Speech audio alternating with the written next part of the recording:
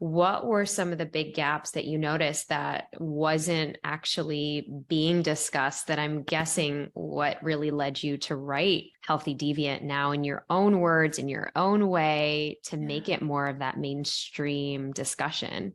The biggest gaps that I saw in between what people wanted to do and what the support that they needed to have in order to do that and what was actually available to them was clarity about the systems working against their health and a kind of reframing of what the real problem was. Many people, when they think about health improvement, think about their own personal habits and patterns, the need for them to have more willpower, the idea that they know what they should be doing, but they need to do it and they can't. And there's a behavior gap basically between what they want to do and what they're actually doing. And people beat up on themselves about this. And an enormous amount of space in health and fitness media and literature is taken up with telling people what to do. You know, eat this, do this, work out this much, drink this much water, get this much sleep, manage your stress this way. And the reality that most people have a very difficult time doing that, not because they are weak-willed or flawed in some way, or they aren't working hard enough, or they're doing all the wrong things, but because our society is predisposed to demand more of human beings than they can really do effectively. Too much time pursuing and producing and not enough time recovering, for example. So people's general level of stress and anxiety is really high. And then there's the idealized imagery that we're all dealing with, the sort of presentation of body ideals and appearance ideals and material wealth ideals that aren't really accessible to most people without putting themselves under so much stress that it backfires and then they end up less healthy and less happy. That was my story. I really tried hard to comply with my society's expectations of me, and it nearly killed me. And it wasn't until I recognized that I was breaking myself trying to keep up with the societal norms and standards and going along with the so-called normal defaults that I was able to really radically reframe what was necessary for me to get healthier and happier. And that was a lot of what I wrote about in the book, was thinking about competencies, I call them nonconformist competencies, required to go against the norms and defaults of our society. And what that meant for me was changing my priorities around health and fitness in ways that I think many people would be surprised by and think were counterintuitive, but that worked so well. I've made my whole life, focused my whole work around telling people the truth of what I discovered. And it seems to be working. Well, I mean, I'm loving that we're getting into this because it so reminds me of just kind of how I grew up having, immigrant parents, not really, my dad's from India, my mom's from the Philippines, and both of them not really having any sort of understanding of, nutrition and health. But yet, because we come from the backgrounds of, putting our doctors first, that was the thing. Doctors can say all of the right things, the wrong things, but that was the belief in, okay, if you're sick, doctor. If you're not feeling well, doctor. If you are, having a tummy ache, doctor, and maybe Pepto-Bismol. And Vicks, basically. Those are the four things in the house. And I mean, that's really what led me to be a caretaker at 10 years old. And then seeing both of my parents in their individual journeys of cancer, really informed me of having this super high value of health at a very young age. I actually lost my parents really young as well, before 19, because of, their submission to their cancer journeys. But it really made me so relentless about very much kind of the restrictions of, all right, I'm not going to do this. I'm not going to do this. I'm not going to eat this. I'm not going to eat this. And I'm going to work out 10 times a day. I was on the full extreme of it, doing all of the juice cleanses, all of the things, because my fear and my pain was so attached to, okay, am I going to lose somebody else again?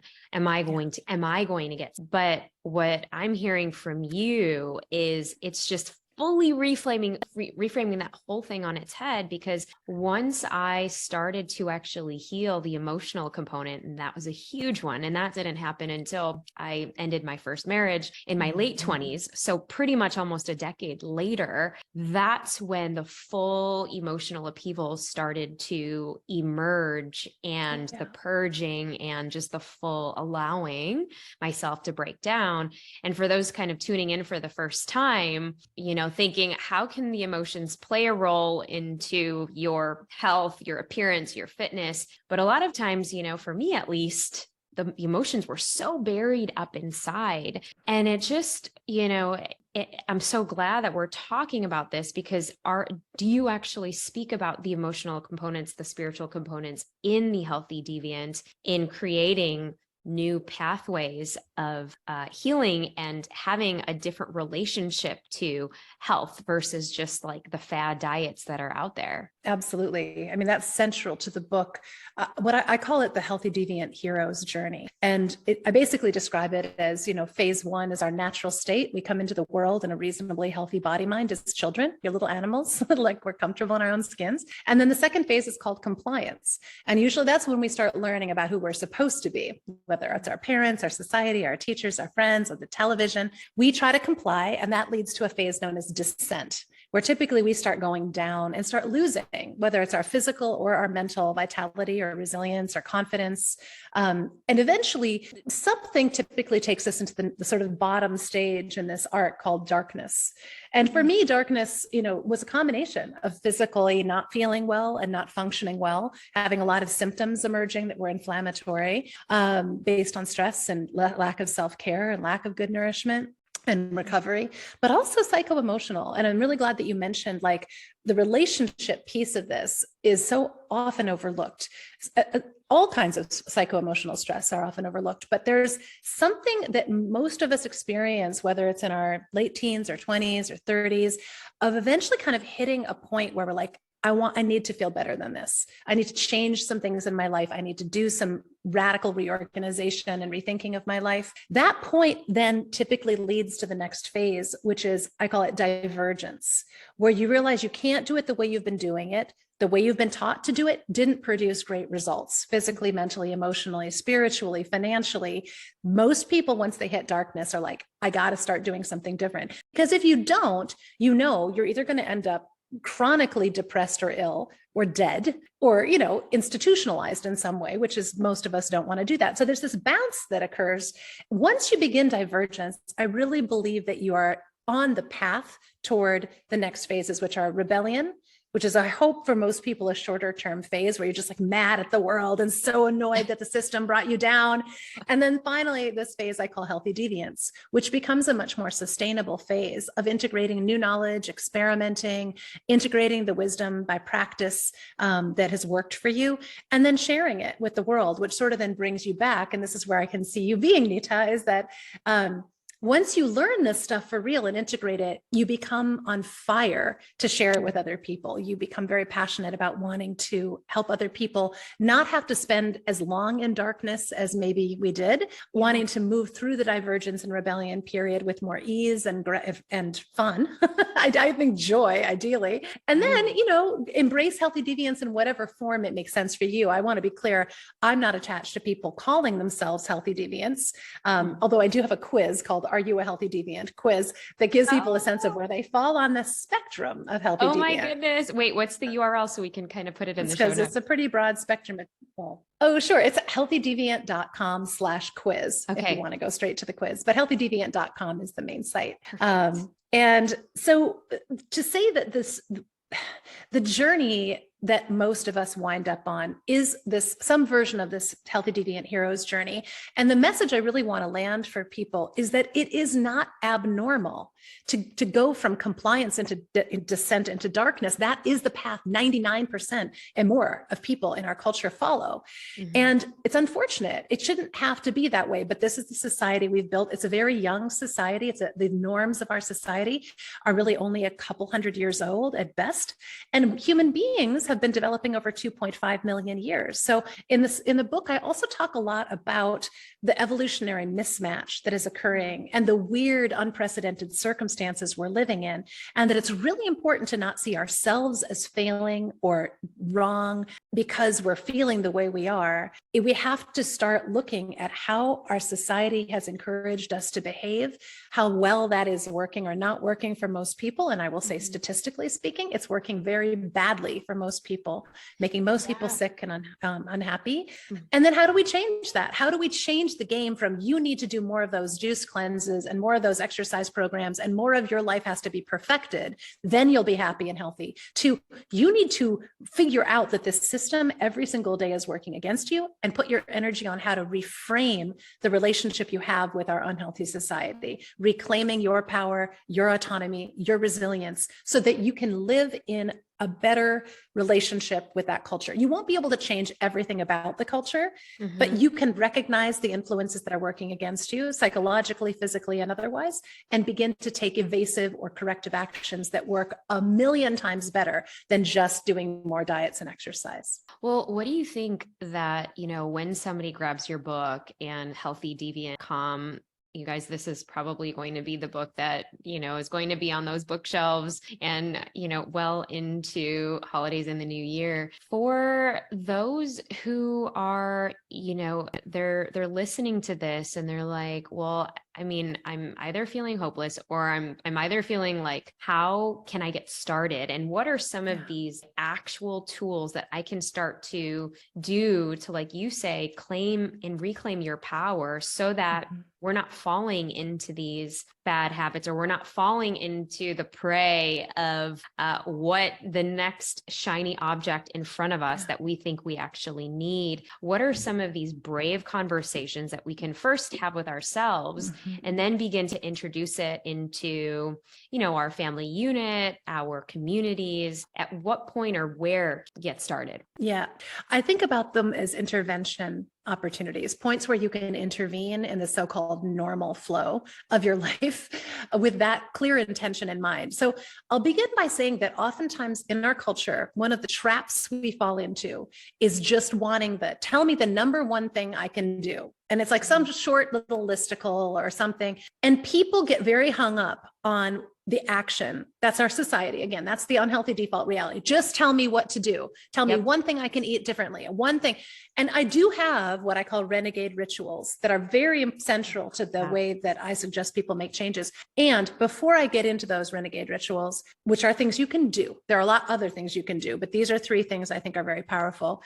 The very first thing is to rethink why you would be doing them, not to perfect yourself, not to be a better human being and show how willpower you are, not to be self-disciplined or overcome some bad habit that you have, but to do whatever you're going to do with this idea in mind. I need to be in a more resilient, conscious, aware place in order to have any chance of getting through the day without falling prey to the unhealthy default realities, perceptions, ideas, messed up value system, and so on. So how do you do that? Well, first of all, I don't believe anybody has to read my entire book to get the concept of this. If you read the introduction to my book, which I'm happy to give you for free, there's a free preview available at my website, I think you will get it.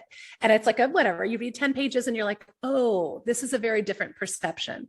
And the principles that are in the book will lead you to do anything you choose to do, whether they're my renegade rituals or your preferred nutrition and movement and sleep approach, with a really different mindset. So again, the mindset is not, I'm going to make myself better and do all the right things so I can be perfect and be approved of and feel like I'm succeeding. It's like, I'm going to recognize the anxiety and stress I have been put under by living in a society that makes unhealthy choices easy and healthy choices difficult, and healthy mindsets challenging and unhealthy mindsets absolutely automatic. Then I'm going to approach whatever I choose to do, the idea in mind, I am doing these things to keep myself in this conscious state. So I'll give you an example of that.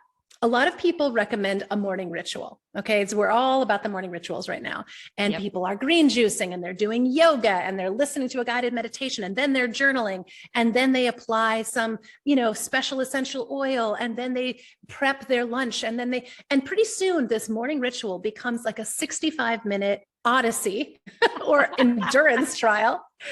And what happens? People get overwhelmed and they can't do it. And then they feel worse about themselves. Yep. You can say that about almost every diet, every workout routine, every ritual you want to think of. My approach to the renegade ritual of what I call the morning minutes practice is that it is at minimum 3 minutes long, but there really are no other rules about it. The idea is that ideally you do it first thing on waking, before you turn on the news, before you even look at an electronic device.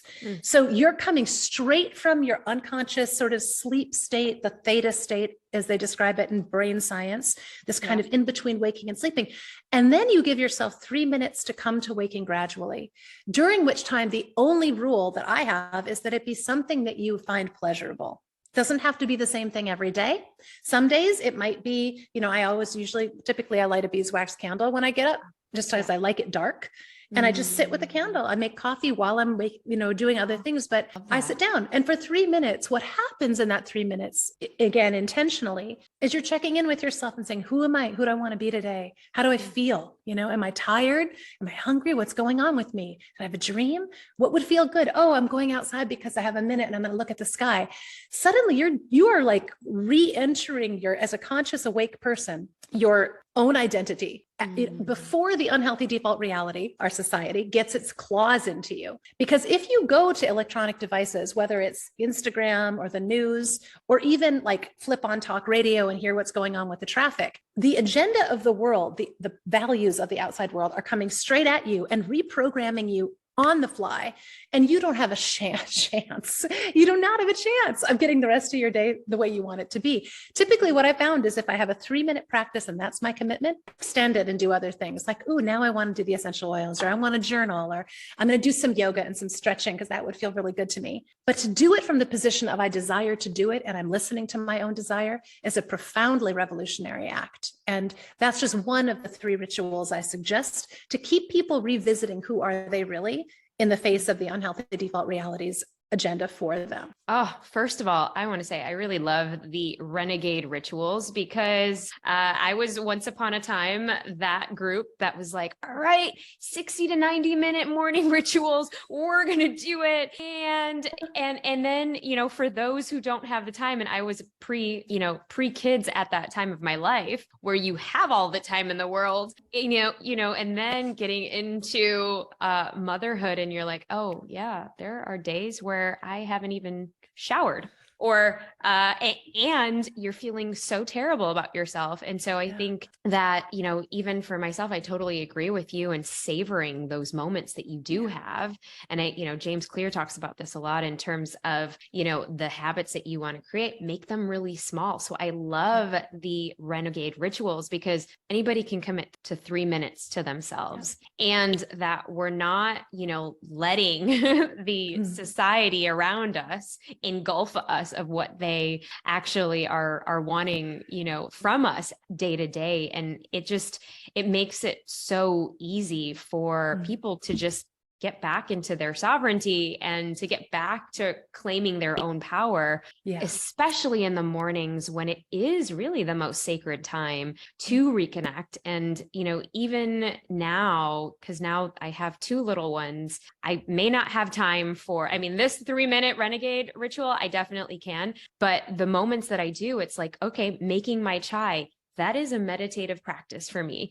I'm like, we're going to play some sort of fun song and get the kids like dancing and jiving and all the things. And then I can have like my moment. But again, it's like those tiny little small moments, which is to really then spark, okay, what else am I going to add to it? And some days it could be walking outside with my kids in our pajamas, or it's, just doing a little morning dance party. We don't do it all the time, but like when we do, it's the best. Yeah. And I think to your point is we're not pressurizing ourselves and we're not making ourselves feel so, bad if it doesn't get done. But I think we all have those 3 minutes to make it juicy. I think we can have those 3 minutes if we claim them. What's interesting is, and this is part of the healthy deviant approach, is that what happens when you don't? What's going on in your head when you like plan to do 3 minutes and you don't do 3 minutes, or you suddenly tell yourself the story of, I can't make 3 minutes. Or I keep planning to do it, but somehow magically it doesn't happen, because in those moments, it's just as valuable if you don't do it, if you can notice how you went about not doing it. And, we have a phrase of the Zen saying I often use inside of my Healthy Deviant You, which is like a ongoing membership program I have, but people have been in it for 2 or 3 years, some of them. And what we say is like, how you do anything is how you do everything. And how you go about claiming your first 3 minutes or not being able to claim it tells you everything you need to know about what's actually getting in the way of you doing other healthy things. Typically, for example, people have a lot of, and parents in particular, have this notion that I have to do this other set of stuff first, but my kids need me, my partner needs me, my aging parent needs me. From the minute my feet hit the floor, I am in the service of some other project or person. And that's the way it has to be. And it's good for other people that I'm doing that. That's what I'm signed up for. I would say it's really important to challenge that, because the person you are after 3 minutes going to take care of your kids, or, meeting your partner in a good mindset, or taking care of an aging parent is a very different person than the person who didn't get those 3 minutes. So I sometimes tell people, you might not be able to get out of bed initially and then do your 3 minutes. If what you have to do is back yourself up, so you're literally lying in bed and just being like, I have 3 minutes, I'm going to breathe and notice who I am today. That qualifies in my mind. It's okay if you struggle with 3 minutes in the morning. Very useful to notice that, because if you can't do the 3 minutes, no wonder you're having trouble with the eating program and the detox and the workout and the sleep and all of that other stuff. Well, it's so true. I think that, and just everything that you're sharing, how you do one thing, how you do everything. And I think that kids are way better when they get a parent that has filled their cup, or our relationship, our partner is way better when they know that you've actually regulated your nervous system, or like have done something for yourself first. And it reminds me of, we were just back my hometown, Chicago, for the holidays. And I go into one of my family members, homes, and basically there's like a light bulb that's like kind of like switching off, and it's like almost going to be switched off. And I'm like, what is this? Like, why is this like flickering like this? How long has this been here like that? Why can't you get somebody to change it? And literally, my husband and I, we go ahead, we screw off the light bulb, but I guess it had been there like that for months, flickering. And just like how you said, how you do one thing is how you do everything. And I had to ask him, like, why this does not bother you? Yeah, no, we got used to it. And I'm like, okay, well, and that's a good percentage of, a lot of people who they live with the idea. And I know a lot of us listeners have family members, or maybe, we're guilty of it too, that we get something and we just like get used to that part of ourselves for so long that we start adapting to the flickering light bulb. And then we don't want to make changes, even though it takes that 3 minutes to take that time for ourselves, switch out the light bulb and put on a new one. Yeah. It's interesting what you're describing is what I call the first nonconformist competency of healthy deviance, which is amplified awareness. And that's noticing what's going on around you and inside of you that is triggering healthy or unhealthy mindsets, behaviors, choices, patterns, and so on. And I think because we live in a society, and again, my focus is always going to come back to what gets us to this place where we're tolerating so much, whether it's a blaring television or a flickering light bulb, or the, anxiety and stress of the people around us, toxic environments, all of that. What gets us to this place where we are enduring the unendurable. And it is the nature of the unhealthy default reality that we are asked to really to subsist in environments that are not designed for our health or well-being or happiness. They're actually systems that are designed to separate us from our resources and to separate us from our consciousness, because when we make less conscious decisions and go along with what's being prescribed, we become very vulnerable to using all of our resources to, whatever it is we think is how we're supposed to look, what we're supposed to have, and so on, how we're supposed to be. So my repeated mantra to folks is whatever it is that you think is not going well for you, to some extent, it's not really you, it's the unhealthy default reality, and you're trying to cope with that reality.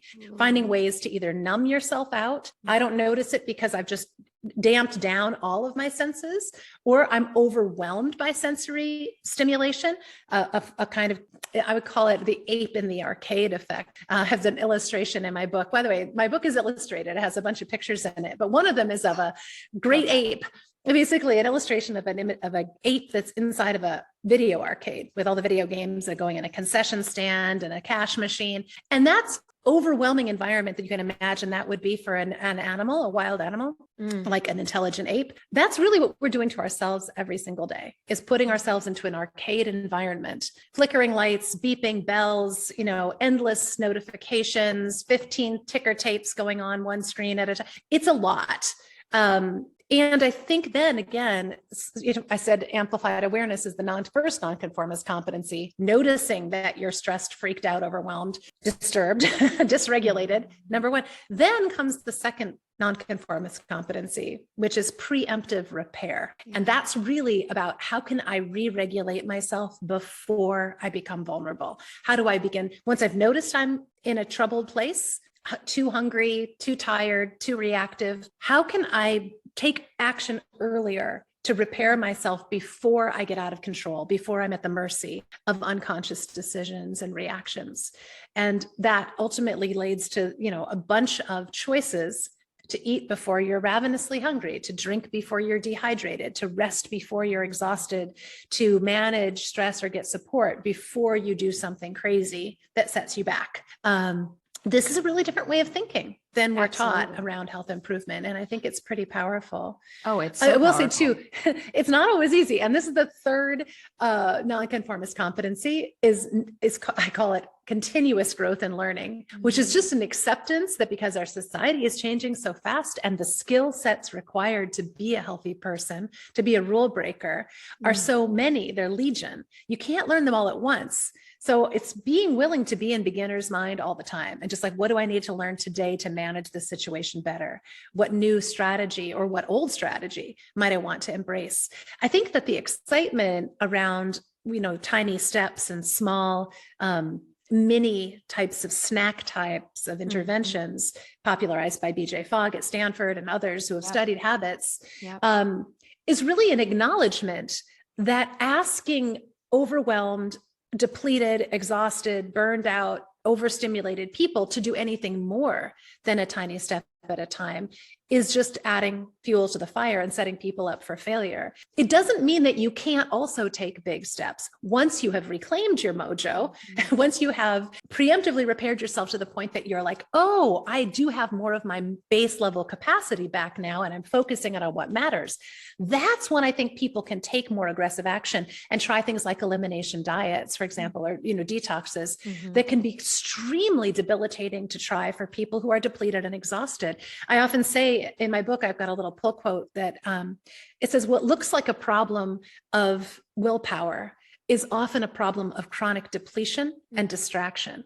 So my best counsel to folks is, if you've tried and failed at a lot of diets and exercise programs or, self-improvement programs, take that as actually a signal that you are just depleted and overwhelmed and distracted, and make reclaiming your mojo, preemptively repairing yourself, the main goal initially, trusting that when you get to a better place, the other brave interventions will also be more accessible to you. Oh, I think that's so powerful. I mean, I think that a lot of times, yeah, we're just like on this hamster wheel and then we get so down on ourselves, or the negative self-talk comes in thinking, well, nothing really works. And I love this reframe so much, because it may just be that you have to work on reclaiming the mojo and really getting back into a sense of, okay, what is going to work for me at this stage, and to really, what it sounds like, even to have compassion for you, because you might just be in that depletion mode, which is why that willpower isn't going to work. And I'm loving everything. I think everyone listening, healthy, deviant, I mean, the rule, wait, I have to just read the subtitle again.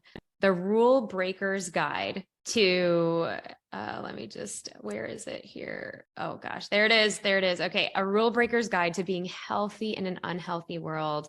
I think it's one of these books that really, are going to really shift how we think, and even more so have, different dialogue at home on what can be appropriate and what it sounds like for your family unit, for a season and stage of life that you're in. Because so often, we think many times that, oh, okay, I've got to get on this. This is the new fad now is this. And what you're saying is, well, be open and accept that things are going to actually even shift and change. And still it's going to lean into you and I, what we're capable of allowing into our world. And is that necessarily right for us at this stage, and to be discerning about those decisions. So as we kind of end our amazing conversation, what are you braving at this stage and season of life? Well, a lot of what I'm braving is a kind of post-COVID pivot of my approach to sharing this information. Prior to COVID, I thought I was just going to spend the next 2 years after my book came out giving public talks, doing consulting gigs with big companies in other cities, and flying around the world, preaching healthy deviance in person. And all of that changed during COVID. By necessity, I had to start sharing what I was doing online. And that led to some really wonderful discoveries. One was that after 15 years of being behind the scenes at a magazine and, getting lovely letters to the editor, braving a completely unfamiliar Zoom environment, teaching courses online and having a membership program online, put me in direct contact with my readers and my students and my collaborators in ways that have proven to be enormously gratifying. It's also forced me into feeling somewhat incompetent at aspects of my business that previously I felt pretty good about, like knowing what I was doing. I know my content. I've been doing this for decades. It's a really successful approach that's proven. I know that it works, but man, trying to figure out Zoom and a custom learning hub and platform and email and like all of that was it was a bit of a daunting, it still is daunting for me. And I think back to what braving really means is accepting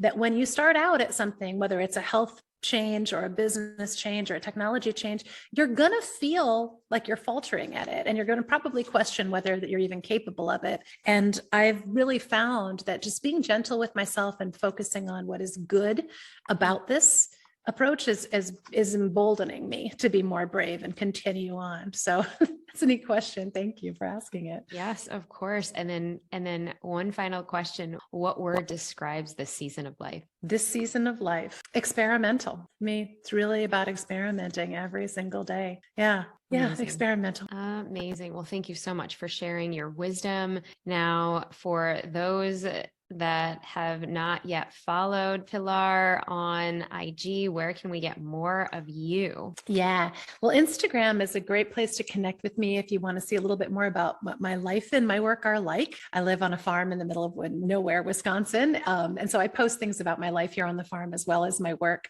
Just yesterday, I posted my declaration of inherent worth and willingness. I'll show you. It's this little Declaration of Oh, Inherent Worth and I love Willingness is it. like a contract you sign with yourself to remember where you are every day of your health improvement and happiness improvement efforts. So all of that stuff and more can be found at my Healthy Deviant site, healthydeviant.com. From there, you can find my personal site, my podcast site, the quiz, a free preview of my book, lots of materials that are free and available for the taking. And we'll put it all on the show notes. Pilar, it was such a pleasure. Thank you so much for sitting with us. Oh, thank you, Dr. Neeta. It was really fun to be with you today.